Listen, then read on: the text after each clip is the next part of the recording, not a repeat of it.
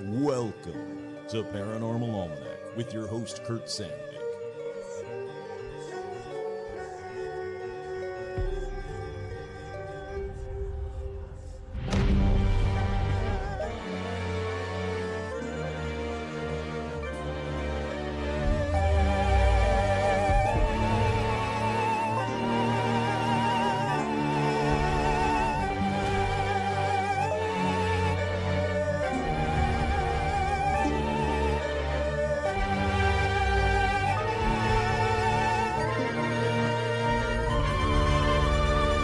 Hey, howdy, hi. That's right. I'm your Olympic hopeful host, Kurt Sandvig. On this week's edition of Paranormal Almanac, let's get back into curses. But first, as always, we've got shout-outs. Shout-outs going out to the patrons. Patrons, I've been trying to get an episode together for you guys, specifically. Let me get this crap out of my way. I'm not prepared. I don't know why I'm not prepared. I knew I was recording. I'm the one who pushed the button. Anyhow, I was trying to get an episode out for you guys this week. It hasn't happened. I'm trying. I'm going to, that's my next big goal, okay? I'll put it that way. But shout outs to the patrons. We can't do the show without them. At least I can't. You might be able to. I don't know. Have you tried? I can't. Shout outs going out to Sophie Alice, a.k.a. The Babster. Your local cryptid, Lori, Naughty Innuendo, Jen, Danny Darkcipher from Australia, Sarah Jane, Angie, Lisa Cervantes, Curious Hedgehog, Diana, Mr. J, George Berg, Casey the Pitbull and all the pups, Debbie, GC, Tracy, Newt MacGyver on it, B Melty, Avril, Loch Ness, not a monster, Stacy, Leviathan, Sticky and Chani the Pommy, JT Doogie Whore, Mike G, Tracy B, Jeff, Richard, Alec, Karen, Durant, Lori, Rebecca, Ann, Stephen Scher, hey, howdy, hi, Jane Ann, Jennifer, Heather G, Zuzus, what's this? Nico, Sharon the Mouse, hey, howdy, hi, Andrew, hi, Rum, how are you, sweetheart? Andrew, Mark and Tina, Tortuga, Alabama White Fang, Andy, Virginia Mailman, Tony, the Magician, Vicky, Crow, Isabel, Jen, Amber, Tracy, Sandy, I swear I'll get through it, Kaush, Scott, Andrea, Vanessa, If I Was the Devil, Elizabeth, Sherry, Art Muffin, Tim, East Clintwood, Kenneth, Alexandra, Zozo the Demon, Hayden, Cindy, Ashley, Robin, Lauren, Russell, Isabel, Audra, Dorian, Cindy, Jerry, Jeff, Lawrence, the Lawrence Strawn, Veronica, Autumn, Carolyn, Nanashi, Todd, Jamie, and Elijah Hendricks, Dan, Laura Pitts, and the one, the only gamer fan. That's right. Coming to you from deep in the San Fernando Valley. It is rainy. It is windy. It is crazy out there. Not enjoying it. Rum's hating being outside. There's a person that's been outside just screaming someone's name for the past 15 minutes. It's anarchy is what I'm saying. I'm not going out there to help them. Whoever they're screaming for, that's on them. I'm not going outside. It's gross and it's rainy. Yeah, it's been a crazy life.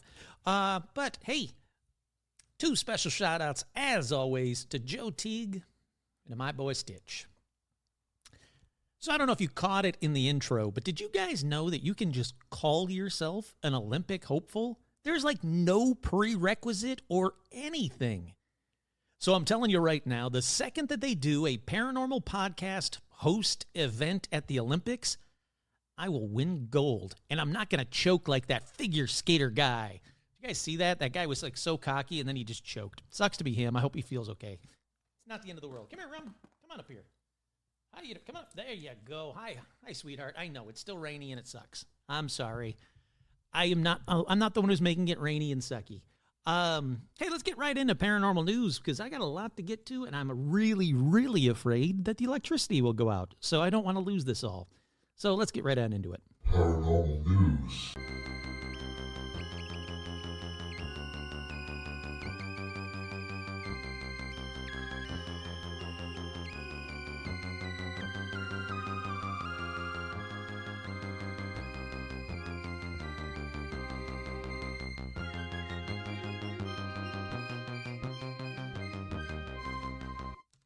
The first story in paranormal news, there is a gorgeous haunted mansion for sale in Southern California. And I don't know how I haven't stumbled across it until this weekend, until this past weekend. At least I don't think I did. I don't think I've talked about this one. And if I have, I've completely blanked out on it because I did not recall it at all. It's called the Bissell House. It's at 201 Orange Grove Avenue in South Pasadena, nearby the Shawn Bishop, as a matter of fact. It's an iconic opportunity property, they say.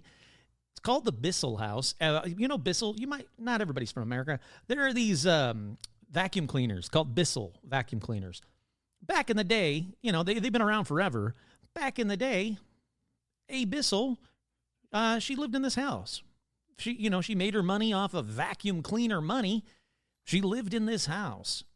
It is a 1887 Queen Anne Victorian estate.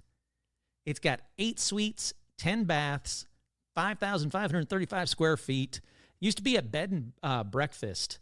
1887. That's like 40 years old. How old is Pasadena? How old is Pasadena? Holy crap. Pasadena wasn't even a thing until 1886. So while they were building this house, Pasadena was becoming, a city. It's gorgeous. Now, I'm not going to lie to you. It needs some work, but there is nothing I like more than restoring old things, old wood things, gorgeous wood that just needs to be brought back and loved. This place is insanely gorgeous. I called dibs, by the way. I'm calling dibs now. So this is my house. You guys can go look at the photos. Once again, it's 201 Orange Grove Avenue in South Pasadena, California. It's up for sale for just $2.5 million, which actually, I know it sounds like a lot, is very, very cheap. For a half-acre house on Millionaires Row, they call it. It's beautiful. Oh my God, it's crazy gorgeous. It's got a pool. It's got a hot tub. Those obviously were not around in 1887. They've been added since. But more importantly, it's got a ghost. And apparently, it's got a couple of ghosts. They say that there are various ghostly sightings, including a figure appearing in the window and a woman in red. So, if you guys are in the market for a haunted Pasadena house, besides the one that Shawn Bishop is selling, you can find that on your own. Because sadly, he's moved on to a better state. He's going to Hawaii or someplace tropical, some paradise location. But there's the Bissell House. It's mine. You can look at it. Go look at the photos. But, I'll let you look at it. Hold on one second. I've got to get Rum a treat. She's begging me. Hold on one second. Okay, we are back. So, yeah, feel free to take a look at the Bissell House. Once again, it's mine. You can't have it. I called dibs. If anybody else tries to buy it, you can be like, no. I heard Kurt. He called dibs. Absolutely gorgeous. All righty, up next in paranormal news. Yeah, a haunted house. How cool would a haunted mansion, not even a house. Anyhow, up next in paranormal news, treasure hunt. Prize worth thousands will be hidden in northeast Ohio town. I was going to talk about this on the upcoming treasure episode, but I figured I want to get you guys in there to find a treasure now. So they say, yes, there are falls in Newton Falls. In fact, there are 2. Right at the spot where the branches of the I'm sure it's not called Mahoning, but that's what it looks like, river, meets and winds its way into Pennsylvania. Like everything in northeast Ohio right now, the falls and a good part of the town are frozen and covered in snow. But sometime next month, things are expected to heat up because there will be treasure to find if you can solve the clues. Gold, silver coins, jewelry, and cash.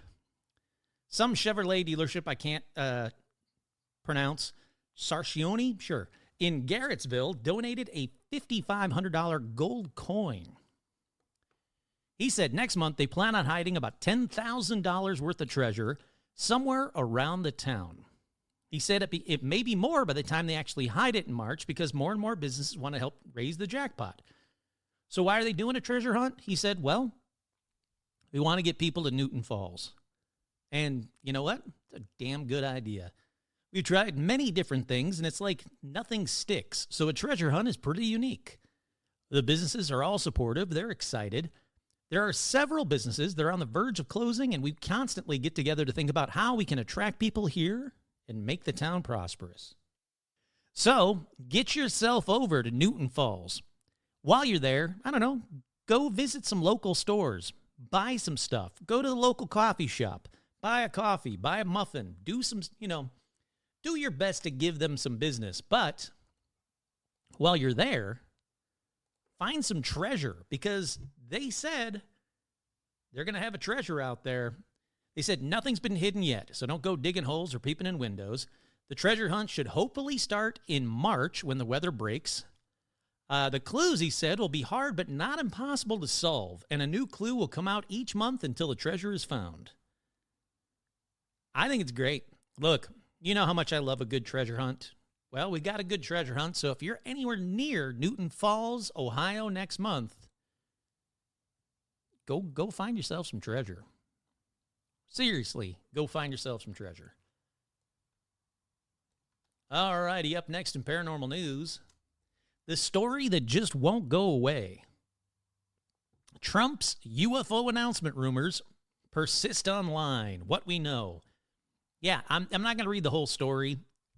People are still swearing that any day now, Donald Trump is planning a major speech about UFOs.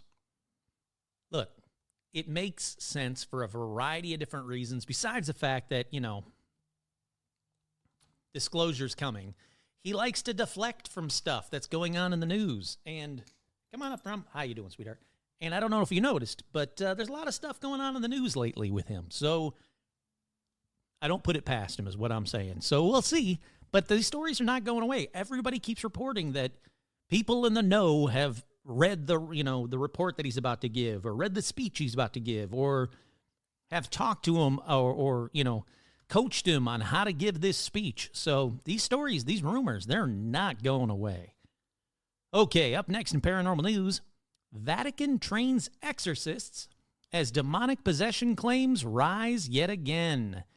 Seems like every other year we get a story about how demonic possessions are rising. Well, here's your one for 2026 already. With reported demonic possessions on the rise in Italy, the Vatican is hosting a week-long training to better prepare exorcists for ministry. Catholic leaders have said that the country needs more exorcists and better training. Kurt here. Yeah, they do. You guys keep killing people. Inexperienced exorcists keep killing people. Every year or so, I do a story about an exorcism gone bad. So, yeah, training. Yes, please, keep training them. They said, today we're at a stage crucial in history. Many Christians no longer believe in the devil's existence. Few exorcists are appointed, and there are no more young priests willing to learn. This is according to exorcist father Cesare Trucche, according to the Vatican News. So, an exorcism course will be held at the Pontifical Athenaeum Regina Apostolorum in Rome from April 16th through the 21st. And I'm throwing it out here now. If you don't have to be a priest, you don't have to be celibate, if you can just go and become an exorcist or train him. Look, what I'm saying is, send me out there. I will gladly do your training. I will gladly go out there and learn your training. And if there is an exorcism in, let's say, Southern California or California in general or the Southwest, and you need help, I'll gladly do it. God knows that I know more about exorcism than probably most of the people that are going to be taking that class. So anyhow, exorcism course, April 16th to the 21st. The event is to offer a rich reflection. Come on up. Okay, you stay up this time, okay? I love you. The event is to offer a reflection and articulate a rich reflection and articulate it on a topic that is sometimes unspoken and controversial. That's according to Father Benigno Paglia, an exorcist from Sicily. Or if any of you, I don't know why you would be, God, there's, I swear too much for you guys, but if you are listening, if you're an exorcist, you're one of these priests, and you're listening to this podcast, come on the show. I'd love to have you on the show. You want new priests? You want new exorcists? Come on the show. I would love to talk to you about demonic possessions. They say, though, that demonic possessions have tripled in recent years and attributed the rise in demonic activity to an increased use of fortune tellers and tarot cards. I don't think that is the increase in demonic activity. It seems like the world is just evil now. Listen to the news. The world is freaking evil, and all these evil people are in charge. So maybe that's it, and not fortune tellers and tarot cards. But hey, what do I know? Come on the show and tell us. They say the demoniacs are the existential peripheries to which Pope Francis drives us. What the hell's a demoniac? I know what a paramaniac is. These are people who suffer a lot and unfortunately are not included in the registry of the church. Father Pelia says that there is a lack of formation in the church to prepare priests, and they said, we priests very often do not know how to deal with the concrete cases presented to us. In the preparation for priesthood, we do not talk about these things, and consequently, a true evangelization is lacking. A self-taught exorcist certainly makes errors, he says. I will say more, it would also take a period of apprenticeship, as happens for many professionals. Sure, I can get that. And you know what? It should. If you want to be, hold on, Rum, come up. There we go. If you want to be 100%, just want to be an exorcist. That's it. That's all you want to be. Yeah, you need the training. You need the apprenticeship. You need to go on a few of these exorcisms and really get into the nitty gritty. All right, so these next two stories in paranormal news, they kind of go together. Let me read you this one first. Aliens are real. That's right. Obama was on a podcast, and he said, aliens are real. UFOs are real. But he says they're not at Area 51. He said there's no Area 51, or if there is, they don't tell the United States president about it. Kurt here, yeah, they probably don't. You don't need to know anymore. There was a time when the U.S. president had all knowledge about aliens and UFOs and bodies and everything, but I think that's long been since compartmentalized. But, so, after he said this, and the world started going, holy crap, a president just admitted, yes, aliens are real, UFOs are real, he clarified the statement. He said, oh, no, this is the other one. They're not keeping him in Area 51. There's no underground facility. If there is an enormous conspiracy that they hid from the president, yes, I agree. But today, he shut it down and says, let's see, where is it? I was trying to stick with the spirit of the speed round questioning, but since it's got attention, let me clarify. Statistically, the universe is so vast that the odds are good that there's life out there. But the distances between solar systems are so great that the chances we've been visited by aliens is low. And I saw no evidence during my presidency that extraterrestrials have made contact with us. Really? So it was very short-lived, but a lot of people are saying, oh yeah, now he got a talking to. They told him, you got to go back and say no because you just told us all that aliens are real. Maybe, possibly, I don't know. But from what it seems like on the surface, Obama quickly shut down his own talk about aliens. So if there are going to be any alien talks from a president, it seems like it's going to have to come from Trump, and it's going to have to come soon based on everything they're saying. Alrighty, that about does it for paranormal news. Sponsors. I am now actively looking for sponsors for my show. If you want your brand or product to be featured on Paranormal Almanac, please send me an email to paranormalalmanac@gmail.com. Once again, I am actively looking for a sponsorship for my show. I'm trying to take the show to the next level. The numbers are phenomenal. I'm in the top 100 every week, and not just in America, around the world. The listeners are finally skyrocketing again. Had a little dip. I'm not going to lie to you. Had a little dip, but it's back. I'm very, very happy that it's back. So while it's back, while the numbers are good, I'm almost at 3 million downloads. I think actually I'm past 3 million downloads. I'm over 350 episodes. I've been doing this for quite a while. So sponsors, if you want your product or your brand to be featured on Paranormal Almanac, now is the time to get to me, because prices are only going to go up as the numbers get better and the show gets better and bigger.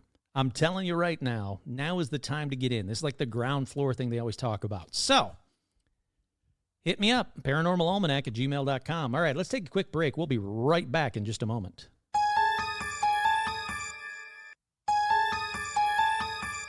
All righty, we are back.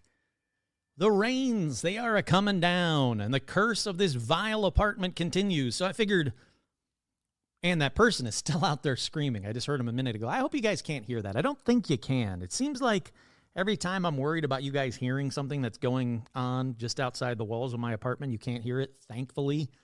But I figured, if this apartment is so cursed, why not talk about curses yet again? And yes, I said again, feel free to go back and find the other curses episodes. And you know what? Let me know if I've talked about any of these curses that I'm about to talk about on this episode previously, because I don't think I have, but I don't listen to me. There's no way to be sure. I will say that it's very odd. I've been noticing this more and more lately as the show's getting popular again. Other shows are doing virtually identical episodes that I just did. Like, I'll do an episode, and then 2 weeks later, someone's talking about that content on their episode, which, you know, we all talk about the same stuff, so I get that. But when they start doing it exactly like I do and debunking exactly like I do, I just go, oh, okay, you just listened to me and you regurgitated what I said, which, you know, kind of bugs me, but I get it. But yeah, I guess thank you. I guess, you know, imitation's the sincerest form of flattery, whatever that nonsense phrase is. But this one, I've wanted to do another curses episode for a while. And it's finally gotten up in the list high enough that I'm like, all right, I'm going to take a stab at this one again. I don't want to talk about the Poltergeist curse or the James Dean curse or the King Tut curse or the Hope Diamond curse or the Oak Island curse. But there are just so many damn curses out there.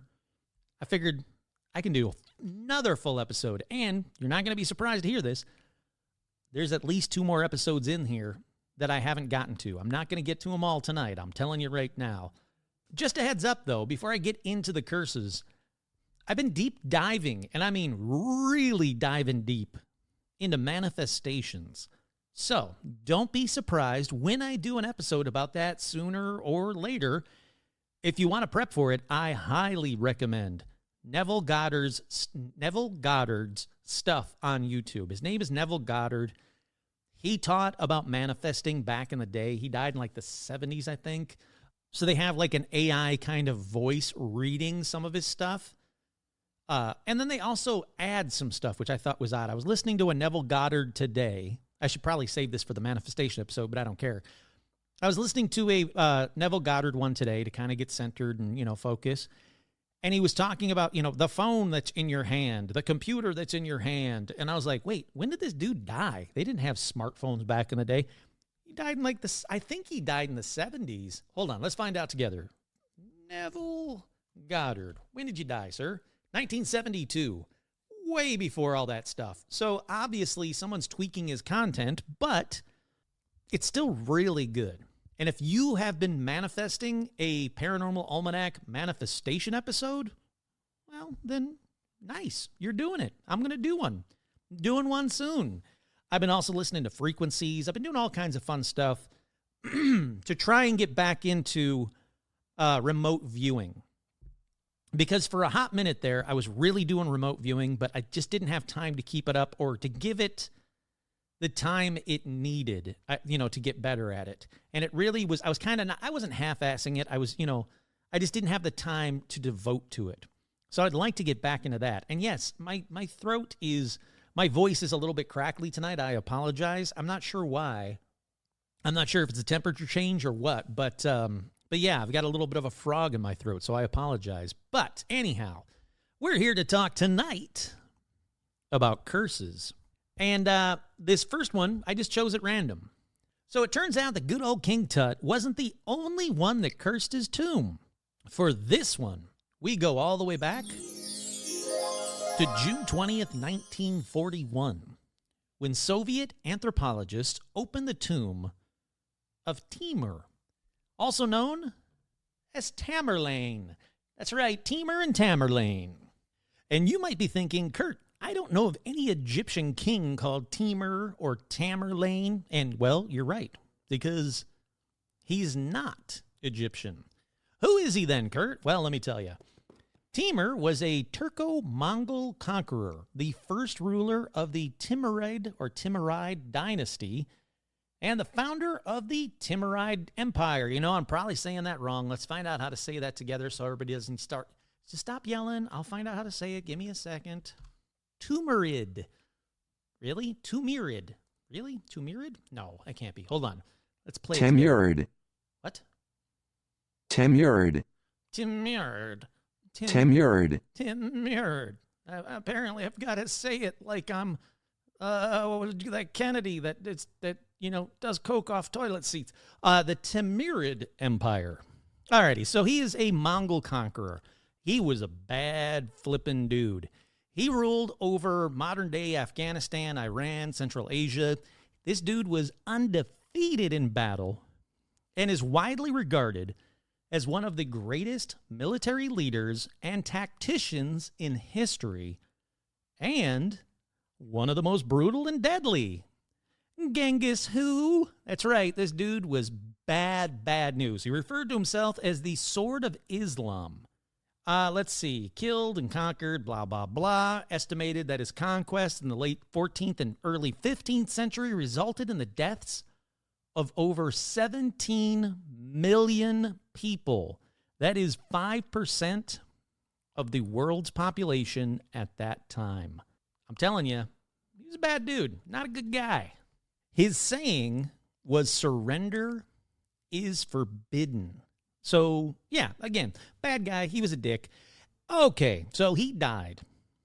And his mausoleum is located in Samarkand, Uzbekistan. So, again, we're back in June 20th, 1941. Soviet anthropologists were like, oh, we got to get in that tomb. Their mission was to, quote, retrieve the skull of Timur the Conqueror, still known throughout these lands as the Scourge of God. That was their mission statement. We got to go there. We got to get the skull of Timur the Conqueror. And they said, still known throughout these lands as the Scourge of God. If that's your plan, it's going to go bad. I'm just going to tell you straight up right now, spoiler, it's going to be bad. Get this. The expedition was led by Mikhail Gerasimov, who is a forensic anthropologist renowned for sculpting lifelike busts from the skulls of historical figures, including Ivan the Terrible and Yaroslav the Wise. That was this dude's freaking hobby. How bad does your life have to be that you want to make busts from skulls of old dickheads? And you go, yep, that's my thing. I just kind of, what are you into? Oh, I'm into like oil paintings. How about you? I like to get skulls of evil people that killed millions of people and then, do lifelike busts of them. It's something fun I like to do. Alrighty, so debunk time. If you're going to steal from this episode, here's the debunk time.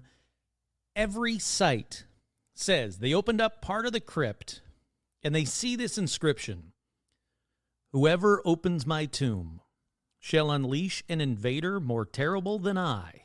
And they find it on like a jade tablet or on a sarcophagus. But this isn't true, people. What did happen was, before the tomb was open, 3 old men approached one of the men that was working on this project. His name was Sadruddin Aini. They hand him a manuscript. They said, look, we've got this ancient manuscript, and the manuscript says the tomb could not be opened because of a curse. So these men, these three little old men, three wise men, begged them, do not open the tomb. And what did Sadradan do? He shooed them away with a stick. Okay, I already know you guys aren't really good people because of the whole mission statement, but calm the fuck down. Calm the crap down. Look, we know, or I know, that this is true because in 2004, the last surviving member of the party, Malik Quaimov, something like that. Malik is his name. He gave an interview with a documentary crew and mentioned the three old men who approached the crew at a tea house, and Sadradan's own son, Kamal, also confirmed the existence of the three men at the tea house. He said they handed my dad the manuscript purported to contain a curse, but Malik was unable to read the script because it was Persian, and he wasn't familiar with the language, so he just goes, nope, I don't know, go away. How about this? Don't shoo anybody away with a stick if they're trying to keep you from a curse. You know what? How about we do that from now on? If someone says, hey, don't do whatever you're about to do because there's a curse, and they show you any old manuscript, any old book, any old anything, tablet, doesn't matter. Just stop, okay? It doesn't matter if you can read it or not. Just go, you know what? You're right. Curse, cool. All right, never mind. But they don't do that. Nope. Hit them all with a stick. Get them to go away. So the tomb was opened on June 20th, 1941. For all you non-history buffs like me, on June 22nd, 1941, that's 2 days later, Hitler began the surprise invasion of the Soviet Union. Whoopsie. Yeah, there is an actual photo of that Mikhail dude pulling Timur's skull from his casket. I'm talking, this dude loved skulls. He pulls the skull from the casket and he's like, look, we got his skull. I can't wait to make a bust out of this. And then 2 days later, Hitler. Yep, you effed up. It was also recorded, and this was true as well, I found it as well, that just like with King Tut, when they opened up Timur's casket, a foul smell emitted from the tomb when it was opened. And the crew experienced difficulties. The lights went out, but came back on, and the electrician was unable to determine why the lights started flickering and going out. I got the cause. It's called a curse.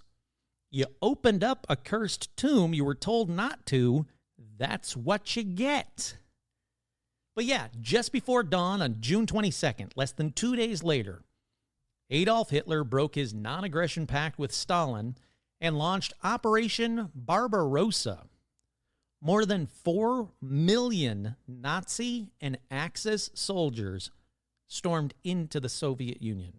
To this day, it remains the largest invasion in world history. I read up a little bit about it. I'm not going to go too deep into Operation Barbarossa, but Operation Barbarossa would engage more than 10 million combatants and leave, by some estimates, as many as 25 million Soviet citizens dead. It was brutal. I did want to find out why it was called Operation Barbarossa. I'll be real quick. Barbarossa was Italian for red beard. It was a reference to Frederick Barbarossa, who was a 12th century German king, a great conqueror, and a military tactician who would eventually ascend to the Holy Roman Emperor. Okay, grain of salt this, but there are a lot of sites that say that Timur's skull still had some of his beard on it. And the color, this was confirmed, was red.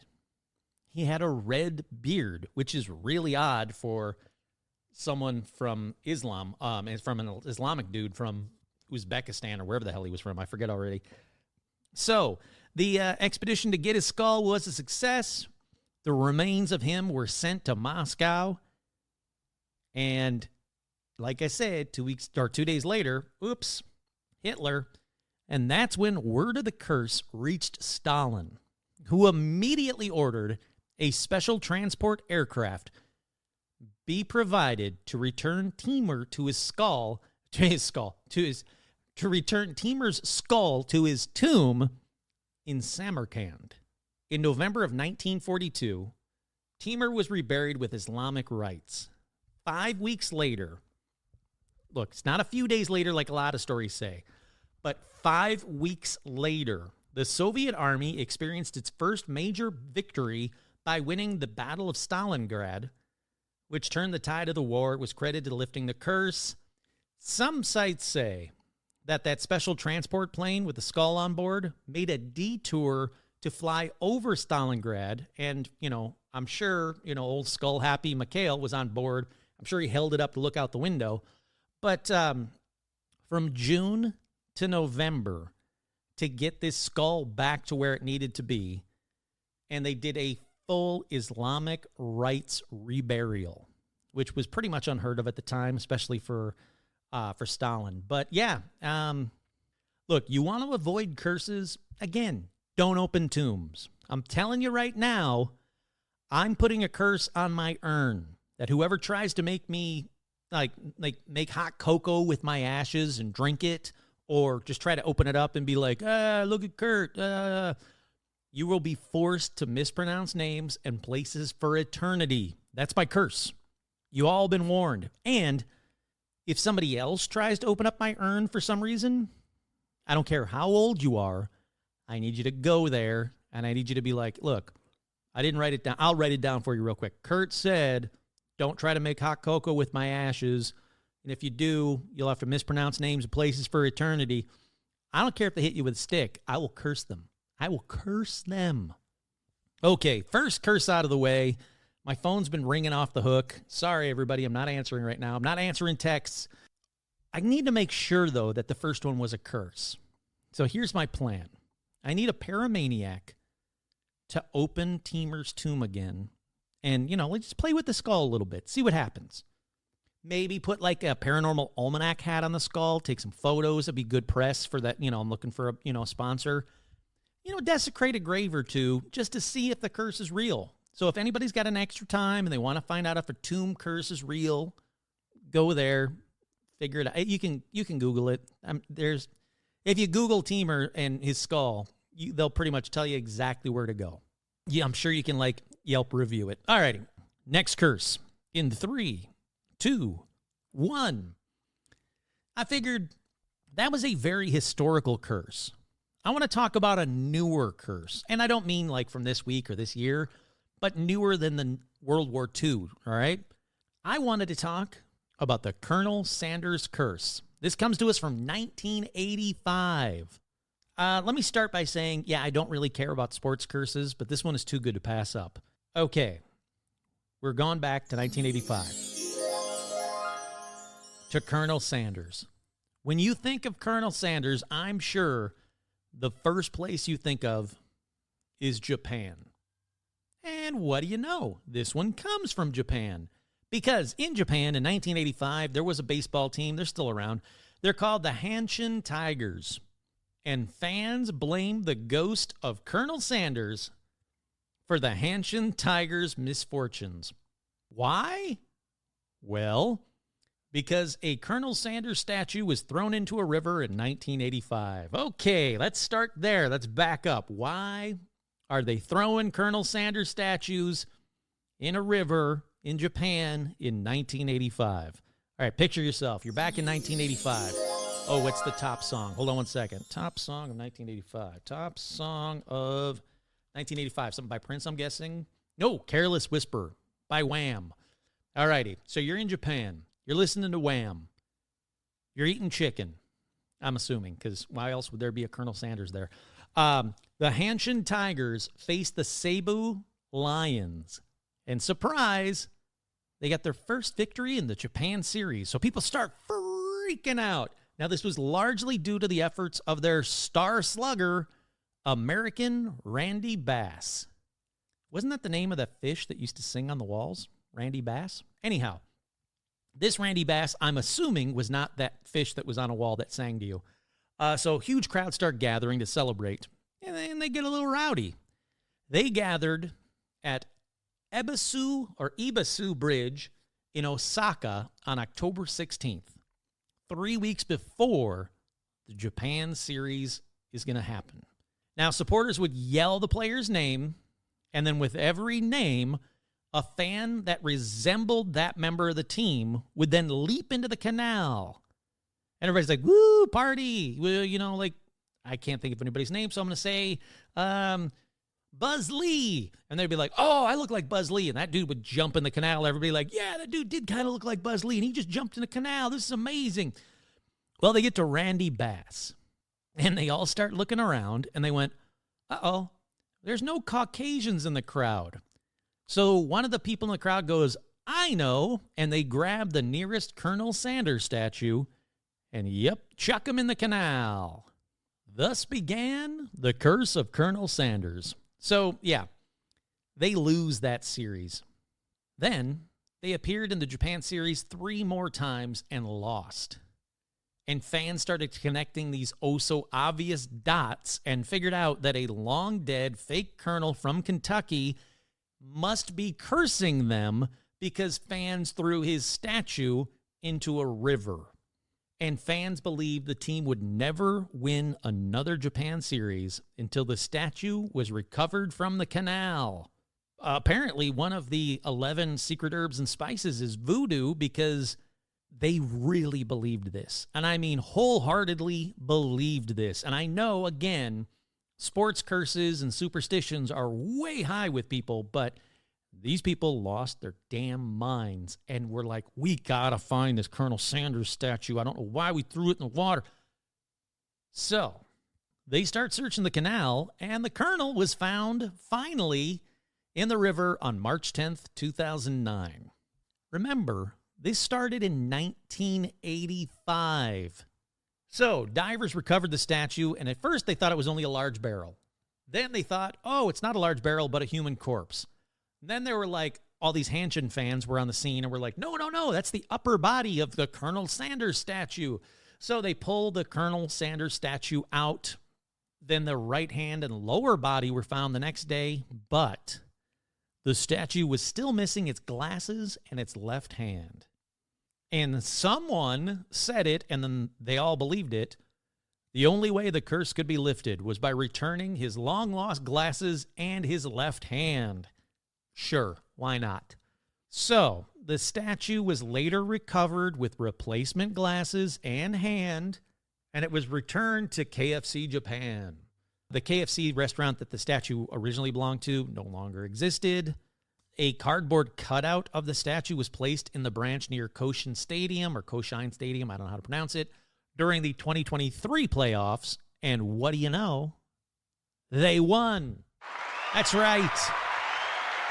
Sadly, this celebration will be short-lived because on March 8th, 2024, KFC Japan held a burial ceremony for the Colonel Sanders statue. Why? Well, they cited difficulties in maintaining the statue's condition. What? It's a statue.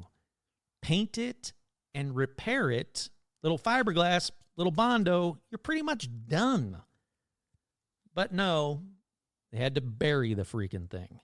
So, I think let that be a lesson to all of you that want to have, sex with a Bob's Big Boy statue. You could get cursed. You don't grab like a Ronald McDonald statue and burn it in effigy. You'll get cursed. You don't mess with fast food mascots is what I'm saying. Yeah, I don't know. Japan freaking out about the Colonel. I didn't even know the Colonel was a fan of Japanese baseball. But up next, let's go to the curse of 39. It's a quick one, and it isn't going away anytime soon. So we have to go all the way over to Afghanistan. The belief that the number 39 is a badge of shame. Why? Because its purported link with prostitution in Afghanistan. So I went, wait, what?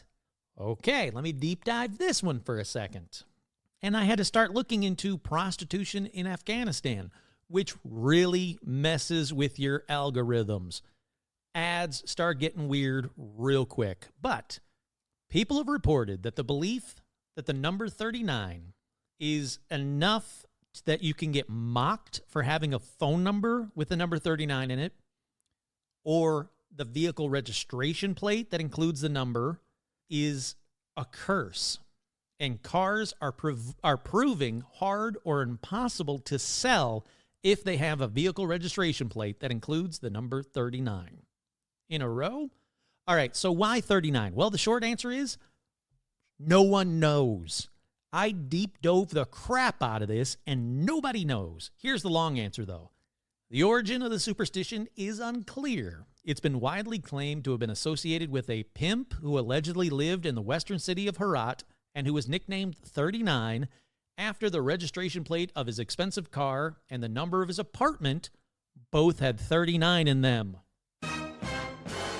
Not proven at all anywhere. Can't find any proof he existed. Other sites claim the number translates into Mordegau, literally meaning dead cow, which, as you guys know, is a well-known slang term for a pimp, right? Isn't that well-known? Oh, look at that dead cow with the pimp hat and the coat over there. Look, my apartment, my cursed apartment, there are sex workers that work right outside my apartment. Not like outside my apartment, but on the, on the ground floor in the corner by my apartment. I don't like it, but I've never once thought to go dead cow or 39 and see if they turn around and be like, oh shit, did that guy say 39? He knows. Other sites blame corrupt police officials for spreading the rumor in order to charge between $200 to $500 to change a 39 registration car plate. Sure, why not? Look, I went down every rabbit hole I could. There is no clear origin for this superstition. But, holy crap, do Afghans believe this 39 superstition. It's so bad that some 39-year-old Afghans refer to themselves as being one less than 40 or 1 year to 40 instead of saying I'm 39. And even in Parliament, there is no 39th seat. This one runs deep, and there are some people from Afghanistan on these forums, and even they are like, I don't know why this is a thing, but holy crap, is it a thing? And people are like, well, is it a thing for like the older generation? And they're like, no, it's still a thing. It ain't going away. Afghanistan, 39, it's a curse. You don't want it. Okay, I guess I don't want it. But no one could explain why. I wasted so much time trying to figure out why. So with that, let's move on to the next one. Up next is the curse of St. Anne's Well. Spoiler, it's about a cursed well. Alrighty. We go to the land of the Beatles for this next one. That's right. In 2016, archaeologists uncovered an ancient well near Liverpool, where the Beatles come from. That well had a connection to St. Anne, which, again, Kurt here, I'm not up on my saints, so I figured, okay, let's stop. Let's start there. Who is St. Anne? Well, you see what I just did? Well, St. Anne's, pun time. St. Anne is the mother of the Virgin Mary and the grandma of Jesus. That's right. I've never even thought about Jesus' grandma before. So this is a first for me. And there may be a reason why I've never thought about Jesus' grandma before. It's called the Cult of St. Anne. It originated as early as AD 550 in Jerusalem and in the Eastern Christian Church. This cult, and everybody refers it to that, I'm not saying that, Christians are a cult. I'm saying that this is called the Cult of St. Anne's. The cult spread slowly but surely into every European country throughout the Middle Ages, influencing art and architecture, while also challenging the ideals of Christianity and even gender roles in Christianity. And Kurt here, probably why she was all but forgotten by the late 16th century. You cannot go like, oh, yeah, Son of God, that's cool and all. What about her, though? The grandma. That's pretty cool, right? Let's talk about her more. And people are like, no. We got to focus on the Son of God. She's pretty cool. She's a grandma. Everybody's got a grandma. So because of that, by the late 16th century, she was replaced by her daughter, the Virgin Mary. So much so that they would go, hey, here's the story about St. Anne. And people would go, no, you mean that's the story about the Virgin Mary. And they would just kind of like cross out St. Anne and write Virgin Mary. In fact, St. Anne was not even truly a saint at all until 1584, when the post-Reformation Catholic Church finally canonized her. So what did she do? Well, she's been associated with healing wells. That was her big thing. Do you have a well? Well, she can heal it. Anyhow, speaking of wells, back to this well in Liverpool. All right, so Anne supposedly bathed. Kurt here, ew, that's how she healed wells, by bathing in it? She's like the Sydney Sweeney of her time. So she bathed in this well, and boom, it starts treating skin and eye diseases. For centuries afterwards. So a nearby priory of about 12 monks actually tended the well. I'm assuming they also just started drinking old Anne's bathwater. But cut to the 16th century, and a dispute started going on about who had access to the well, who owned it, who could use it. Does it still taste of Anne, I assume? So the priory's father, Delwaney, and his neighbor, Hugh Darcy, both claimed ownership. They actually got in a fight. And Darcy predicted, not cursed, but predicted that Father Delwaney would not have access for much longer. Another cut to 2 days later, King Henry VIII's men seized the priory and the well. Darcy must have had a connection with the king, so Father Delwaney cursed Darcy. Didn't see that one coming. I thought for sure Darcy was going to curse the father, but nope, other way around. Father Delwaney cursed Darcy. According to the legend, he then, this is Father Delwaney, fell over dead right after cursing Darcy. Look, I don't care if you believe in curses. If someone curses you, then immediately falls over dead, you are cursed. You are cursed. Don't care, cursed. So within 3 months, Darcy's son died of mysterious illness. Darcy suffered massive financial losses. A year and a day later, every site is very clear about that. Exactly 1 year and 1 day later, Darcy was found at the bottom of the well with his head crushed in. See? Cursed. Want to get some old Anne bathwater to drink for yourself? Well, now that it's been unearthed, the team plans on adding some wood around the well to ensure that it doesn't get covered up again or damaged, and will be working with the local farmers to ensure the site is maintained. And then I wanted to deep dive a little bit more to see if I maybe could find, buy a bottle of St. Anne's old bathwater online or something like that. Couldn't do it, but I did find this little nugget of joy. The dimensions of St. Anne's well are 6.6 feet by 6 feet. That's right, 666. The number of the devil. Oh, and speaking of the devil, whoa, what an amazing segue, Kurt. You truly are an Olympic hopeful. That's right, this next story is about the devil. That's right, we're going right from a saint to the devil. He is called the Swansea Devil, but he's also known as Old Nick. But come on, it doesn't quite have the curse or evil ring to it. So to me, he's known as the Swansea Devil. And for this one, we go to Wales, to the current ground floor of the Swansea Museum. That's right. It's the oldest museum in Wales, and in a corner, you can find a very large wood carving of a devil. Yep, that's Old Nick. That's the Swansea Devil. He's still around. Let's get to the curse. Okay. Old Nick dates back to the 1890s, when the prestigious St. Mary's Church in the center of the town decided to do some major renovations. The work was put out to bid. Pardon me. The work was put out to bid, but a local architect was like, I want it. And they went, nah, we're going to give it to an outsider. And this dude was like, oh. So he bought up a row of cottages next to the church, demolished them immediately, built a large red brick office or offices. He then commissioned the carving of the Swansea Devil, Old Nick himself, and he perched him on top of the building, overlooking, you guessed it, St. Mary's Church.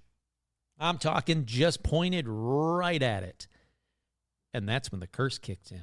That dude walked up to the church and said, when your church is destroyed and burnt to the ground, my devil will remain laughing.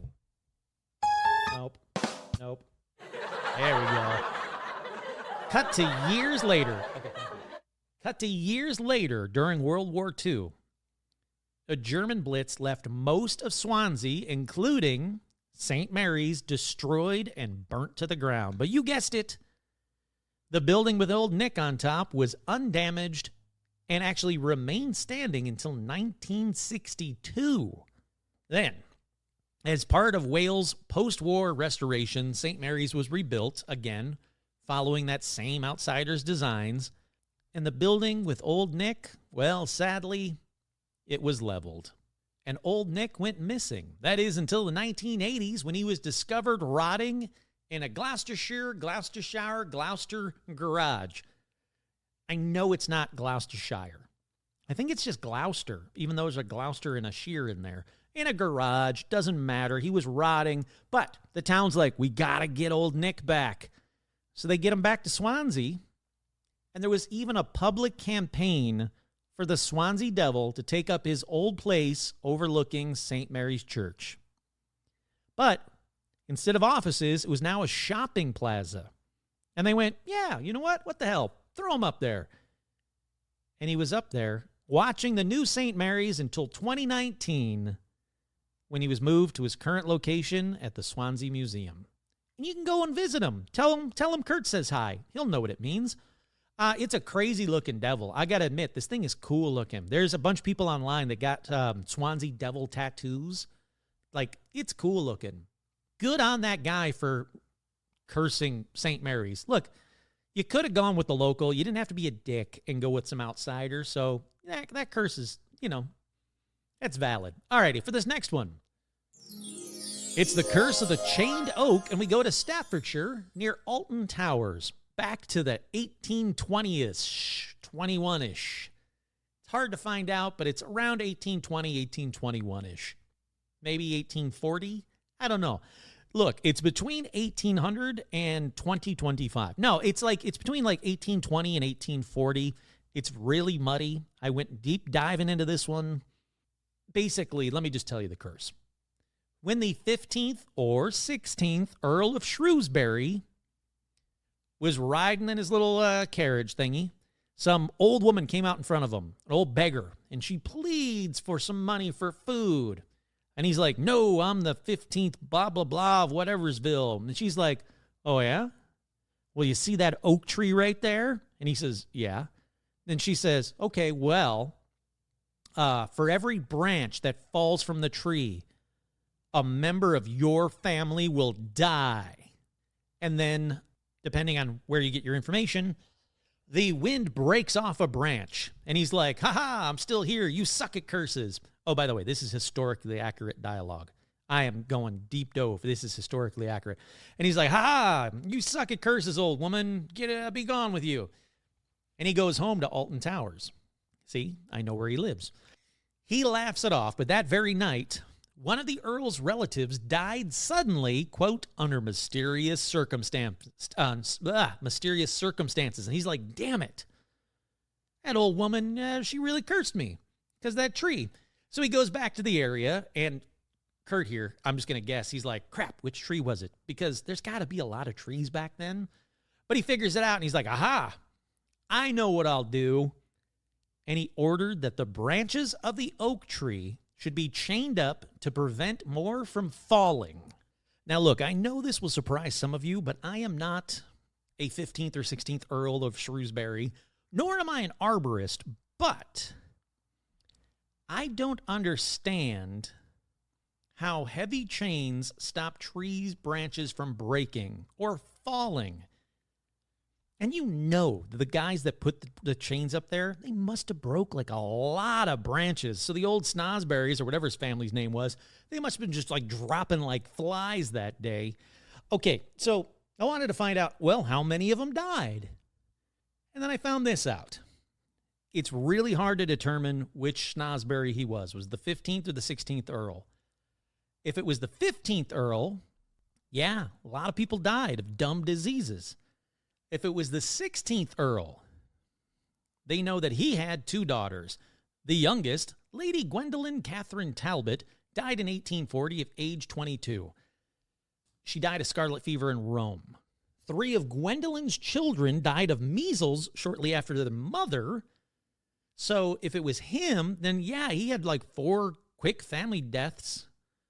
But they don't know. Was it 1821? Was it 1841? No one knows. But I do know this. The tree is real. On April 9th, 2007, sadly, one of the tree's main branches fell off. But the Talbot family confirmed that no one died when the branches fell, and since then, a considerable portion of the chained oak has collapsed. And I'm sure you're thinking, hey, Kurt, I want to see a tree with chains in it. Well, you can. You can, okay? The chained oak is located near the village of Alton in Staffordshire, England. It sits on a public footpath near the Chained Oak B&B. Where'd they get that name, I wonder? It's close to the entrance of the Alton Towers theme park. The tree is in the woodlands near the Dimmingsdale area. It is often accessed via a walking path near the Ramblers Retreat restaurant in Dimmingsdale. Hey, and while you're there, there's a nearby theme park called Alton Towers, where they have a ride called the Hex. It opened in the year 2000. It's based on the legend of the cursed chained oak tree. Look at that. You can get your own cursed ride while you're there. All righty, let's go back to America for this next one.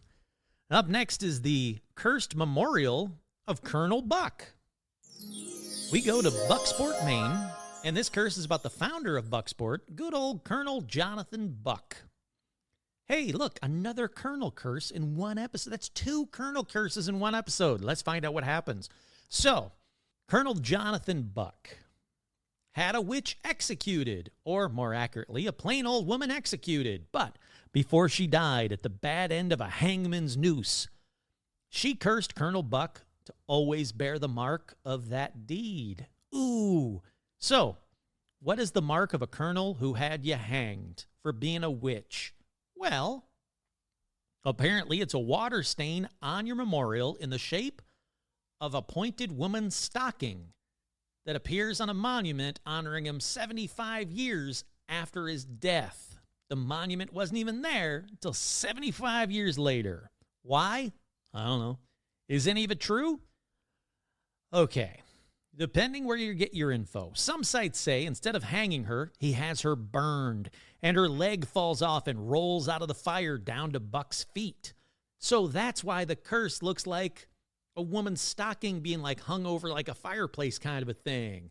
Or she wasn't a witch at all, just unfortunate enough to be pregnant with his child, but he was already with someone. Okay, still no help there. Or her already born and, of course, deformed son grabs that leg when it falls off of her from the burning and rolls towards him. And the little mutant dude, he grabs the leg and runs away with the witch, non-witch leg, never to be seen again. Sure. You know what? Sure, why not? Hey, look, here's what I know. No witches were ever put on trial in Maine. That's one. Colonel Buck was a justice of the peace when he was alive, so he didn't have the authority to burn anyone or even attempt to burn anyone or hang anyone. Colonel Buck was born in 1719, which is way after the last witch was killed in America. And again, no witches were ever burned in America. The stain appears on a monument, as I said earlier, that was erected in Colonel Buck's memory 75 5 years after he died on March 18th, 1795. So this is either the slowest burning curse ever, where she's like, oh, just you wait. You burn me? Well, 75 years after, you go ahead and live a good life. Yep, go ahead. Go live a good life. When you die, nothing's going to happen to you. But 75 years later, when someone builds a dumb memorial to you, I'm going to make it look like a stocking's hanging off of it. Ooh, burn. Look, do you want to go? If you want to believe this curse, cool. You can even go see it. They make it easy for you. There's now a little parking lot area next to the cemetery and a wheelchair-friendly concrete ramp that leading right up to the cursed stocking monument. You can photograph it through a wrought iron fence, but sorry, I looked online. You can't touch it. Sorry, pervs. Many visitors noted online that there's another stain higher up on the monument in the shape of a sideways heart. Does that mean that Buck was in love with the non-witch? Or is it just that Tarantino visited the monument? Quentin, look, I don't know. I can't find any connection to him and burning anybody or hanging anybody. I definitely can't find anything about this supposed woman that just cursed him somewhere deep in the distant future. Makes no sense to me. I said, don't know what to tell you. And because of that, and because my voice is really going quickly, why don't we call it end of an episode for now? There are many, many, many, many, many, many more curses out there. Many more to debunk. Many more to tell you about. You name it. Jewelry? Yep. Oh, I got them. Some more sports ones? Sure. Why not? Tablets? Yeah. Necklaces? Sure. Chairs? Oh, yeah. I got one of those too. Family curses? Oh, plenty of those. Look, the point is there are plenty of curses out there. So don't be surprised if I do another episode about curses. Once again, I'm your host, Kurt Sandvig. This has been another edition of Paranormal Almanac, and I've got a cough again. Thank you very much. Wow, I'm losing my voice quick. Sorry, everybody.